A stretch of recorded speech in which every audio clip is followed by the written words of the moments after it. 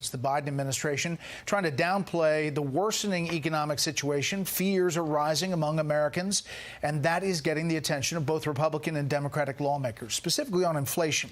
There are also growing concerns about the crime crisis, which was on full display over the weekend with shootings targeting law enforcement officers. Here's White House correspondent Peter Doocy.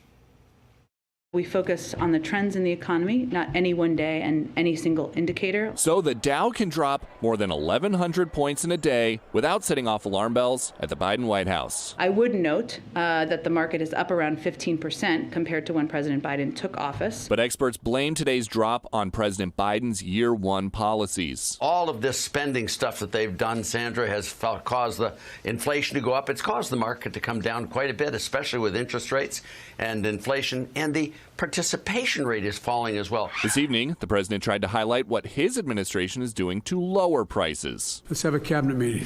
That's as inflation ranks as the #1 issue registered voters are either extremely or very concerned about in a new Fox News poll. And it's being noticed in Democratic districts. Well, look, people don't wake up in my district like real political people. They're waking up and they're talking about the price of groceries, the price of gas. They're talking about crime. Right. Higher U.S. crime rates are the #2 issue voters are most concerned about right now. On crime, to follow up on what Ed was asking about, would you agree that the most important job for any president is to keep Americans safe? I would agree.